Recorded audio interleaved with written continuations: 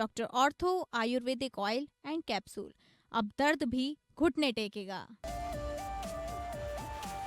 रायबरेली में सीएम योगी ने राहुल गांधी पर साधा निशाना। मनुस्मृति वाले बयान मामले में राहुल पर भारत की विरासत का अपमान का लगाया आरोप। सेना से सबूत मांगने पर भी सीएम योगी ने कांग्रेस को घेरा। अयोध्या में कांग्रेस के मछली भोज पर सियासत गर्म। कांग्रेस प्रदेश अध्यक्ष अजय राय के मछली भोज कार्यक्रम पर सीएम योगी ने बोला तीखा हमला। कहा हनुमानगढ़ी में दर्शन, बाहर मछली भोज, ये कांग्रेस के दोहरे आचरण का प्रमाण। वहीं अजय राय ने मछली खाने के आरोपों से किया इनकार। 2 दिवसीय लखनऊ दौरे पर मुख्य निर्वाचन आयुक्त ज्ञानेश कुमार। पहले दिन ज्ञानेश कुमार ने छात्रों के साथ किया संवाद। दौरे का प्रमुख उद्देश्य निर्वाचन प्रक्रिया को जमीनी स्तर पर मजबूत बनाना, युवाओं भावी मतदाताओं में निर्वाचन साक्षरता बढ़ाना और बूथ लेवल अधिकारियों के साथ सीधा संवाद स्थापित। नमस्कार। भारत के खिलाफ रची जा रही एक बड़ी साजिश वाली खबर के साथ मैं हूं डॉक्टर प्रसून। भारत अपनी सीमाओं पर शांति की उम्मीद कर सकता है, लेकिन इतिहास गवाह है कि पीठ में छुरा घोंपना दुश्मनों की पुरानी फितरत रही है। जब एक आर्थिक रूप से कंगाल मुल्क अपनी आवाम की रोटी छीनकर अचानक सैन्य भंडार भरने लगे तो इसे महज कूटनीतिक हलचल मान लेना रणनीतिक अंधापन होगा। पाकिस्तान को इस आत्मघाती रास्ते पर आगे बढ़ा रहे हैं उसके दो आका चीन और तुर्की। 19 से 21 अगस्त के बीच करीब 60 घंटों तक पाकिस्तानी आसमान में जो कुछ हुआ वह भारत की सुरक्षा एजेंसियों के लिए एक रेड अलर्ट यानी खतरे का बड़ा संकेत है। तुर्की के भारी भरकम सैन्य मालवाहक विमानों का पाकिस्तान में लगातार डेरा डालना इस बात का सबूत है कि दुश्मन देश एक बड़े षड्यंत्र में लगा है। भारत के लिए अगले 48 घंटे अपनी रणनीतिक तैयारियों को परखने और दुश्मन को उसकी औकात याद दिलाने के लिए बेहद अहम साबित होने वाले हैं। आपको बता दें कि 19 से 21 अगस्त के बीच करीब 60 घंटों तक तुर्की के दर्जनों लड़ाकू विमान और परिवहन विमानों ने पाकिस्तान के अलग अलग एयरबेस पर लैंडिंग और टेक ऑफ किया। इनमें से C-130 सैन्य परिवहन विमान और A-400M जंबो मिलिट्री विमान शामिल थे। सऊदी अरब और तुर्की से हुए रक्षा समझौतों की आड़ में पाकिस्तान हथियारों का बड़ा जखीरा इकट्ठा कर रहा है। तुर्की के A-400M जैसे विमान लगभग 37 टन तक भारी हथियार, इलेक्ट्रॉनिक वॉरफेयर उपकरण, प्रिसीजन गाइडेड म्यूनिशन और हाई एल्टीट्यूड गियर ले जाने में सक्षम है।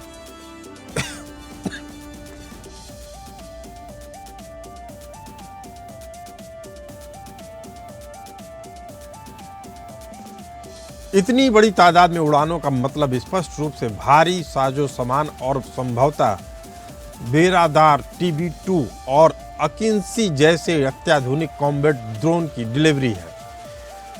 रावलपिंडी के नूर खान और कराची के मसरूर एयरबेस पर तुर्की के C-130 सैन्य विमानों की लगातार आवाजाही रही। A-400M विमान मुरीद एयरबेस पर पहुंचे। इसकी पहचान कॉल 90 UAF 526 से हुई। आपको बता दें कि इन विमानों से तुर्की ने पाकिस्तान को ड्रोन की बड़ी खेप पहुंचाई। ड्रोन की सप्लाई रात के अंधेरे में की गई ताकि सैटेलाइट ट्रैकिंग से गतिविधियों को छुपाया जा सके। तुर्की से पहुंची ड्रोन की खेप को बहावलपुर और रावलपिंडी के मिलिट्री स्टोरेज फैसिलिटी में रखा गया है। अब पाकिस्तान कॉम्बैट ड्रोन की पूरी ब्रिगेड तैयार कर रहा है, जिसे रियल टाइम में ट्रैक कर पाना आज के हालात में अमेरिका और रूस जैसे देशों के लिए भी मुश्किल है। पाकिस्तान में एयरलिफ्ट के तुरंत बाद आपूर्ति किए गए हथियारों को नियंत्रण रेखा और अंतर्राष्ट्रीय सीमा की निकटवर्ती अग्रिम बेस तक पहुंचाने और उन्हें तैनात करने की कोशिश की जा रही है। बीजिंग के वित्तीय तकनीकी समर्थन और अंकारा के आक्रामक ड्रोन और मिसाइल सिस्टम के दम पर रावलपिंडी एक छद्म युद्ध की चौसर बिछा रहा है, जिसका सीधा लक्ष्य भारत को उत्तरी और पश्चिमी दोनों मोर्चों पर उलझाना है।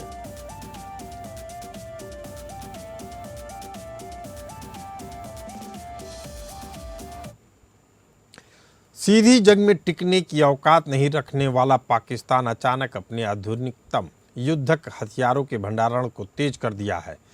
पाकिस्तान अक्सर ऐसे साजो सामान का इस्तेमाल घाटी और सीमावर्ती इलाकों में बड़े ड्रोन घुसपैठ और प्रॉक्सी हमलों के लिए करता है, लेकिन इतने महंगे हथियारों की आयात से साफ है कि पाकिस्तान अब संभावित युद्ध में भारत को कड़ी टक्कर देने के मूड में है। आपको बता दें कि ये 400M जैसे जंबो विमानों का इस्तेमाल भारी हथियार, बख्तरबंद गाड़ियाँ, मिसाइलें और बड़ी तादाद में सैनिकों को लाने ले जाने के लिए किया जाता है। पाकिस्तान में इतने कम समय में इतनी बड़ी हलचल सामान्य अभ्यास नहीं बल्कि युद्ध स्तर पर तैयारी की ओर इशारा करती है। तुर्की असल में पाकिस्तान को 5वीं पीढ़ी के लड़ाकू विमान, अत्याधुनिक ड्रोन तकनीक जैसे बायर कतार ड्रोन देकर भारत के खिलाफ खड़ा कर रहा है। दूसरी तरफ चीन भी पाकिस्तान को J-10C लड़ाकू विमान, विंग लुंग ड्रोन और नौसेना के लिए युद्धपोत सप्लाई कर रहा है। वह पाकिस्तान को भारत के खिलाफ एक हथियार के तौर पर इस्तेमाल कर रहा है। पाकिस्तान की खाली तिजोरी के बावजूद इन दोनों देशों से हथियारों की खेप पहुंचाना यह साफ करता है कि भारत को दो तरफा मोर्चे पर घेरने की बड़ी अंतर्राष्ट्रीय साजिश चल रही है। खुफिया रिपोर्टों और सैटेलाइट तस्वीरों से भी यह साफ हो चुका है कि पाकिस्तान अब तबाह हो चुके आतंकी ठिकानों और बुनियादी ढांचे को दोबारा जिंदा कर रहा है। ऑपरेशन सिंदूर में तबाह हुए बहावलपुर में स्थित आतंकी संगठन जैश ए मोहम्मद का मुख्यालय पाकिस्तान एजेंसियों की मदद से 15 महीने में फिर से पुनर्निर्माण कर इसे चालू कर दिया गया है। पाकिस्तान ने LOC और अंतर्राष्ट्रीय सीमा के बिल्कुल नजदीक बने 72 आतंकी लॉन्च पैड्स को हटाकर पीछे डेप्थ एरिया में शिफ्ट कर दिया है। सैटेलाइट तस्वीरों के अनुसार इस परिसर में करीब 600 नए जिहादियों को फिर से भर्ती कर भारत के खिलाफ भड़काने और हमले की ट्रेनिंग देने का काम शुरू हो चुका है।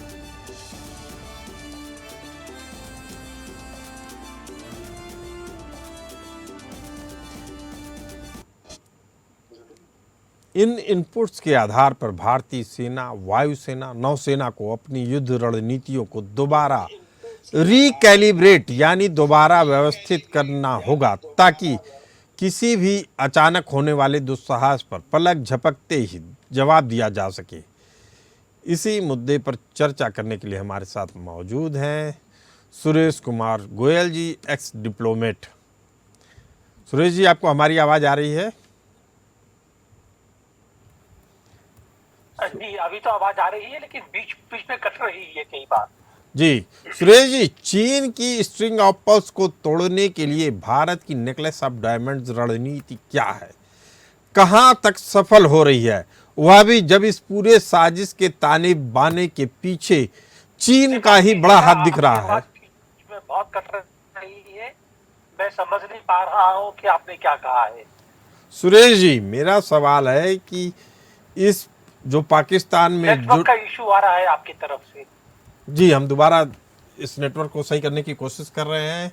आपको बता दें कि जिस तरीके से पाकिस्तान अब भारत को घेर रहा है वह केवल एक देश की कोशिश नहीं है बल्कि इसमें सऊदी अरब का पैसा दिख रहा है, तुर्की की टेक्नोलॉजी दिख रही है और जो टेक्नोलॉजिकल सपोर्ट मिल रहा है वह चीन से मिल रहा है। लॉजिस्टिक्स चीन उपलब्ध करवा रहा है। ऐसे में अब सवाल उठ रहा है कि भारत की इस घेराबंदी के पीछे चीन का उद्देश्य क्या है, पाकिस्तान का उद्देश्य क्या है और भारत कैसे रिटेलिएट करेगा। चूंकि आने वाले 48 घंटे बेहद अहम है। अगर देखा जाए पाकिस्तान को, तो पाकिस्तान में 19 से लेके 21 अगस्त तक भारी मात्रा में तुर्की के विमान आते हैं, मालवाहक विमान आते हैं जो सैन्य सामग्री ले जाते हैं। उन्होंने ड्रोन की सप्लाई की है। तमाम ऐसे AI जनरेटेड मिसाइल्स को पाकिस्तान में सौंपा है, जिसके बाद यह उम्मीद की जा रही है कि आने वाले समय में भारत को बड़ा झटका लग सकता है अगर भारत समय रहते नहीं चेता। इस त्रिकोण में सबसे बड़ी भूमिका चीन की दिख रही है, लेकिन सामने से अभी चीन नहीं आ रहा है। लेकिन जब से मैक्का पैक्ट हुआ है उसके बाद तुर्की और पाकिस्तान में जिस तरीके के गठजोड़ देखे जा रहे हैं वह भारत के खिलाफ ही निकल के आ रहे हैं और माना जा रहा है कि सऊदी अरब इसे पैसा मुहैया करवा रहा है। आपको बता दें कि आने वाले समय में अगर भारत, सुरक्षा विशेषज्ञ बोल रहे हैं कि अगर आने वाले समय में भारत ने अपनी रणनीति को दोबारा से ध्यान नहीं दिया और सेना के स्तर पे और आतंकवादियों के स्तर पे, दोनों स्तर पे एक संयुक्त कार्रवाई नहीं शुरू की, तो भारत को 3 फ्रंट वॉर का सामना करना पड़ सकता है। चर्चा कर रहे हैं 19 से 21 अगस्त के बीच पाकिस्तान में भारी पैमाने पर ड्रोन सहित कई ऐसे हथियार पहुंचाए गए हैं जो युद्ध में बेहद अहम साबित होने वाले हैं, AI टेक्नोलॉजी से लैस हैं। माना जा रहा है कि पाकिस्तान युद्ध के नज़रिए से शस्त्रों का भंडारण कर रहा है, बड़े पैमाने पे कर रहा है, और मक्का ट्रीटी के बाद सऊदी का पैसा लग रहा है, तुर्की के हथियार मिल रहे हैं और असल में भारत की घेरेबंदी हो रही है। संजीव श्रीवास्तव जी जो पॉलिटिकल एक्सपर्ट हमारे साथ मौजूद है। संजीव जी, क्या तुर्की का इस पैमाने पर पाकिस्तान को सैन्य लॉजिस्टिक उपलब्ध करवाना सिर्फ रक्षा व्यापार है या फिर नाटो सदस्य देश द्वारा चीन पाकिस्तान ब्लॉक में शामिल होकर सीधे तौर पर दक्षिण एशिया भारत विरोधी शक्ति संतुलन बदलने का एक जियोपॉलिटिकल मूव है? देखिए प्रसून जी, टर्की पाकिस्तान को पहले भी इस तरीके की जो मदद है वो देता रहा है। इवन की ऑपरेशन सिंदूर के समय में भी जो पाकिस्तान ने जो ड्रोन्स इस्तेमाल किए उसमें बड़ी संख्या के वो जो ड्रोन्स थे वो टर्की के ड्रोन्स थे जिसका इस्तेमाल पाकिस्तान ने किया था। और टर्की के जो राष्ट्रपति रसद तैयब अर्दोगान है जो कि एक अति महत्वाकांक्षी नेता है और वो मुस्लिम वर्ल्ड के एक नए लीडर के तौर पर अपने आप को स्थापित करने की उनकी महत्वाकांक्षा है, और उसको भी ध्यान में रखते हुए वो पाकिस्तान के साथ और अन्य जो मुस्लिम राष्ट्रों के साथ अपने संबंधों को बढ़ाने की कवायद कर रहे हैं। और जाहिर है कि पाकिस्तान के न्यूक्लियर वेपन्स पर भी उनकी एक वॉच रहती है और उनका एक न्यूक्लियर वेपन्स को हासिल करने का भी जो एक एम्बिशन भी कहीं न कहीं अवश्य दिखाई देता है। और ये भी एक कारण है कि जिसकी वजह से वो पाकिस्तान के साथ संबंधों को बढ़ाना चाहते हैं। तो इसमें कोई दो राय नहीं है कि टर्की और पाकिस्तान के जो डिफेंस के कोऑपरेशन में लगातार बढ़ोतरी देखी गई है और जिसका कि गहरा संज्ञान भारत को निसंदेह लेना होगा। और भारत टर्की के इस चैलेंज को किस तरीके से काउंटर कर सकता है उसको भी ध्यान में रखते हुए हमें अपनी रणनीतियां बनानी होंगी। और जाहिर है कि भारत जो है, चाहे वो साइप्रस हो, चाहे वो आर्मेनिया हो, सभी के साथ अपने संबंधों को विकसित कर रहा है। लेकिन ये पिछले 48 घंटों में जो भारी मात्रा में युद्ध के हथियार आ रहे हैं पाकिस्तान में, डंप किए जा रहे हैं, सवाल बस इतना उठ रहा है कि इस कंगाल मुल्क को फंडिंग कर कौन रहा है और किसकी सह पे कर रहा है। माना जा रहा है या चीन की शह पे किया जा रहा है, भारत को गिरने की तैयारी है, 3 फ्रंट वॉर में फंसाने की तैयारी है। सुरेश गोयल जी हमारे साथ मौजूद हैं, एक्स डिप्लोमेट। आतंकियों को आगे करके और युद्ध सामग्री का भंडारण करके पाकिस्तान क्या भारत को दोबारा युद्ध में घसीटने पर मजबूर कर देगा? देखिए, क्या वो युद्ध दोबारा शुरू करेगा या युद्ध में दोबारा भारत को इंगेज करेगा, ये बड़ी एक्सट्रीम तरह का एक विचार है। मैं ये नहीं कहता हूँ कि नहीं हो सकता है, लेकिन जहां तक मैं समझता हूँ कि अभी शुरू में अगर हम ये समझे कि पाकिस्तान दोबारा युद्ध शुरू करना चाहता है तो मैं कहते इसमें ज्यादा थोड़ी सी अतिशयोक्ति हो जाएगी। सुरेश कुमार गोयल जी, आप लोग चूंकि देर से जुड़े हैं, मैं आपको बता दूं, हमने रिपोर्ट में यह बताया है कि पाकिस्तान सेना अपने युद्ध के भंडार को तो बढ़ा ही रही है। दूसरा, भारत के बॉर्डर पे जैसे पुलवामा अटैक हुआ था उसी तरीके से दोबारा वह अपने आतंकी ठिकानों को एक्टिवेट कर दी है। लगातार उनको आधुनिक हथियार दिए जा रहे हैं आतंकियों को, और भारत पे दोबारा उसी तरह का अटैक किया जा रहा है जिसके कारण से ऑपरेशन सिंदूर हुआ था।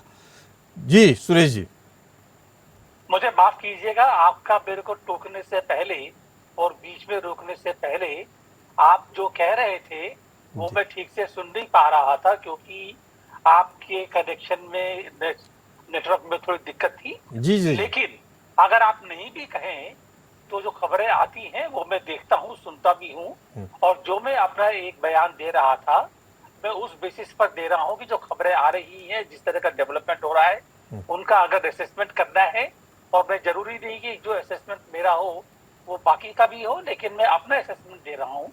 और मेरा असेसमेंट ये है कि अभी जब पाकिस्तान एक तरह से अमेरिका के नजदीक पहुंच रहा है, काफी काफी नजदीक पहुंचा है वो, खास तौर पर ईरान के सिलसिले में, और इसके बाद में सऊदी अरेबिया, टर्की और पाकिस्तान का जो एक ये बैकर एग्रीमेंट हुआ है, और आज खबर आई है कि उस एग्रीमेंट में ईरान को भी शामिल होने के लिए दावत दी जा रही है जी। तो ये जो डेवलपमेंट हो रही है एक तरह से काफी मिलीजुली डेवलपमेंट है।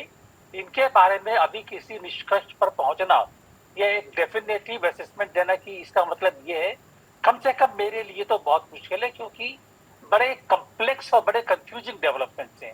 इतना मैं जरूर कहूंगा कि अगर पहले के जो डेवलपमेंट रहे हैं, जो पहले जिस तरह से ये वॉर की तैयारियां रही हैं, तो अगर मैं ये कहूँ कि जो पाकिस्तान को हथियार पहुंच रहे हैं टर्की के पास से, वो पहले भी पहुंचे हैं, लेकिन अगर मैं ये कहूँ कि पाकिस्तान भारत पर चाहे पुलवामा जैसा हो या और कोई आक्रमण हो, आतंकवाद करने की तैयारी कर रहा है, तो उसके बारे में मैं थोड़ा जरा अभी और ज्यादा सोच देखना चाहूंगा। आतंकवादी गतिविधियां, इसमें कोई दिक्कत की बात नहीं है, वो हमेशा करेंगे, और हम बोलते हैं कि हाँ पाकिस्तान से आकर आतंकवाद हमने उनके अड्डे खत्म कर दिए हैं, अड्डे हम खत्म करते हैं, दोबारा अड्डे बनते हैं। पाकिस्तान के लिए आतंकवाद एक बड़ी सस्ती, बड़ी इफेक्टिव टेक्निक है, एक बड़ा स्ट्रेटेजी है, और वो हमेशा भारत के खिलाफ काम में लेता रहेगा जी। लेकिन अगर हम भारत के खिलाफ सीधा युद्ध, वो सीधा युद्ध जो आपने पुलवामा का एग्जाम्पल दिया, वो सीधा युद्ध मेरे ख्याल में अभी थोड़ा सा उसके बारे में और हमको सोचने की जरूरत है। हमारे साथ डिफेंस एक्सपर्ट यूके देवनाथ जी हैं। यूके देवनाथ जी, क्या इस भारी एयरलिफ्ट को पश्चिमी सीमा पर पाकिस्तान द्वारा किसी प्रॉक्सी स्ट्राइक या भारतीय सेना की उत्तरी सीमा, जिसको चीन फ्रंट कहते हैं, से ध्यान भटकाने के लिए सुनियोजित फॉरवर्ड डिप्लॉयमेंट की पूर्व तैयारी माना जा सकता है? प्रसून जी, सबसे पहले तो ये है कि चीन से जो एयरक्राफ्ट आए हैं उनमें दो तो एयर टू एयर रिफ्यूलर थे जी। एक था उनका K500 और एक था Y20, और साथ में 6 फाइटर विमान आए, J-16, J-16 विमान आए। ये नोटिस किया गया कि लैंडिंग के बाद वो टेक ऑफ करके मिस्र की तरफ चले गए। मिस्र की सरकार दूसरे देशों की एयरफोर्सेस के साथ बहुत बड़ी एक एक्सरसाइज करने जा रही है, और ये दो चाइनीज एयरफोर्स के एयर टू एयर रिफ्यूलर और 6 J-16 विमान उसी क्रम में पाकिस्तान में लैंड किए और मिस्र चले गए। दूसरी बात है कि हमारे जो रेडार हैं इंडियन एयरफोर्स के, जो फॉरवर्ड एरिया में लोकेटेड हैं, वो पाकिस्तान के अंदर 300-400 किलोमीटर अंदर देख सकते हैं। और हमारे जो इलेक्ट्रॉनिक वॉरफेयर एयरक्राफ्ट हैं वो लगातार बॉर्डर के साथ उड़ते हैं एक समानांतर रेखा में। समझिए श्रीनगर, अवंतीपुर, अमृतसर, जोधपुर, गुजरात की तरफ जामनगर।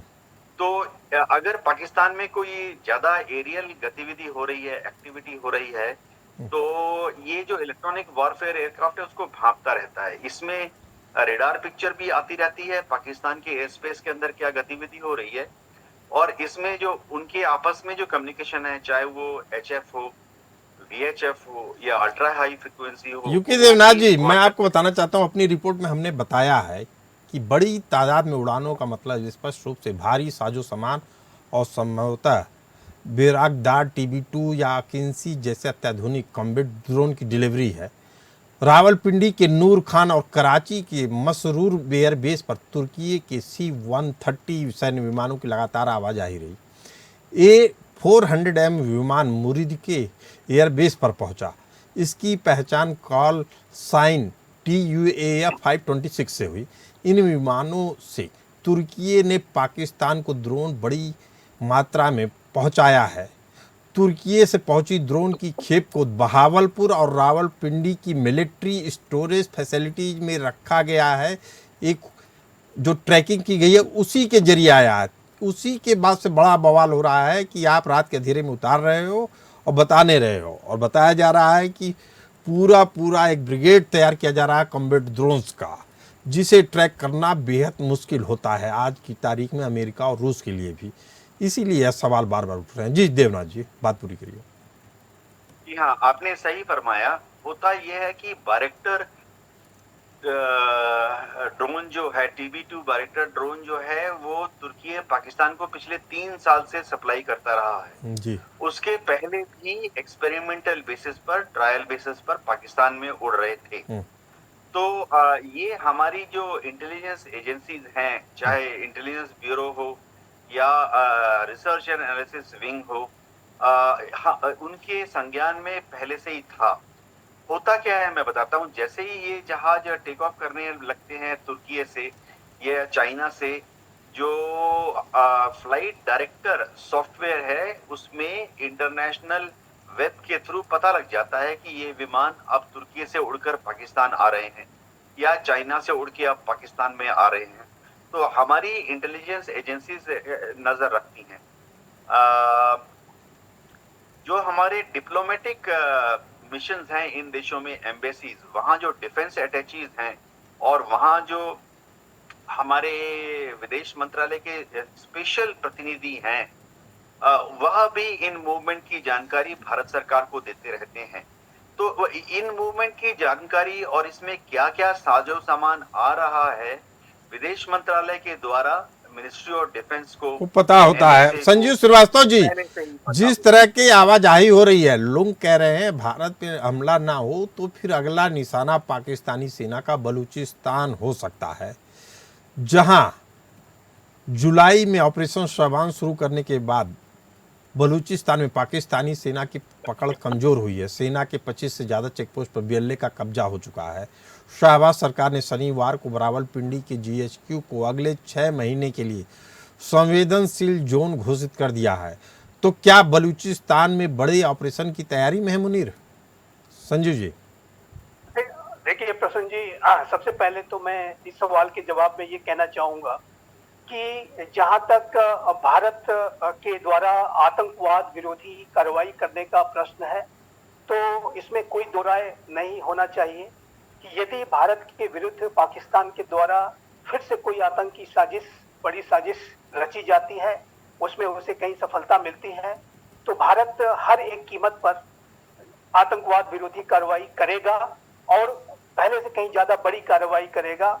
ऑपरेशन सिंदूर 2.0 जो होगा, वो जैसा कि हमारे प्रधानमंत्री श्री नरेंद्र मोदी ने कहा था कि वो सिर्फ आतंक के ठिकानों को ही नहीं बल्कि उनके पनाहगारों को भी टारगेट करेंगे। और जाहिर है कि अगर ऐसा होगा तो यह सीधा सीधा युद्ध पाकिस्तान के साथ होगा और इस युद्ध के लिए भारत को भी अपने आप को तैयार करने की आवश्यकता है। लेकिन संजीव जी, एक बड़ा सवाल यही है कि भारत सरकार के पॉलिसी मेकर्स और सेना को अब यह समझ लेना चाहिए कि वेट एंड वॉच की नीति छोड़कर एक स्पष्ट संदेश पाकिस्तान को देना चाहिए। वह स्पष्ट संदेश सरकार को तय करना होगा। जी, एक बात में और देखिए, दूसरा ये है कि भारत जो भी पाकिस्तान के टेरिटरी में जाकर के कार्रवाई भारत ने की है, उसका जो नैरेटिव है वो भी भारत ने बहुत ही स्पष्ट रूप से और क्लियर तरीके से अंतर्राष्ट्रीय समुदाय के समक्ष रखा था कि ये जो कार्रवाइयां हैं वो आतंकवाद विरोधी कार्रवाई है। भारत यदि कोई कार्रवाई करेगा तो वो पाकिस्तान की आवाम के खिलाफ नहीं करेगा। और ये बात भारत के जो स्ट्रेटेजिक पार्टनर्स हैं, विशेष रूप से यूनाइटेड स्टेट्स ऑफ अमेरिका को समझनी होगी और इंडिया US स्ट्रेटेजिक पार्टनरशिप का भी टेस्ट होगा। अगर ऐसी कोई स्थिति बनती है कि ये जो टर्की और पाकिस्तान जैसे राष्ट्र एक तरफ भारत को अगर चैलेंज करने की कोशिश करेंगे, तो हमें फिर ये देखना होगा कि भारत और अमेरिका की जो रणनीतिक साझेदारी है, उसका जो काउंटर टेररिज्म और इंटेलिजेंस शेयरिंग का और डिफेंस का जो कोऑपरेशन है, वो कितना सशक्त और मजबूत है। वो भी अभी हाल में आपने देखा, सर्जियो गोड ने जम्मू एंड कश्मीर का दौरा किया और उससे भारत का महत्वपूर्ण भाग बताया। और जाहिर है कि अमेरिका और भारत के जो संबंध है अमेरिका और भारत के जो संबंध है भले से प्रगाढ़ हों, लेकिन पाकिस्तान की नीति है कि भारत को 100 से ज़्यादा घाव दीजिए ताकि उसका धीरे धीरे उसके जो खून रिश्ता रहे, ताकि वह एक समय खुद ही दम तोड़ दे। इस रणनीति पर भी भारत को काम करना होगा। यह केवल रक्षात्मक या वेट एंड वॉच से नहीं होगा, बल्कि सीधा और निर्णायक वार ऐसा होना चाहिए कि रावलपिंडी और इस्लामाबाद को संभलने की मोहलत न मिले अगर इस बार कोई षड्यंत्र भारत के खिलाफ होता है। आप सभी मेहमान इस खास चर्चा में आपका बहुत बहुत धन्यवाद। फिलहाल इस चर्चा में इतना ही, हमें दीजिए इजाज़त। नमस्कार।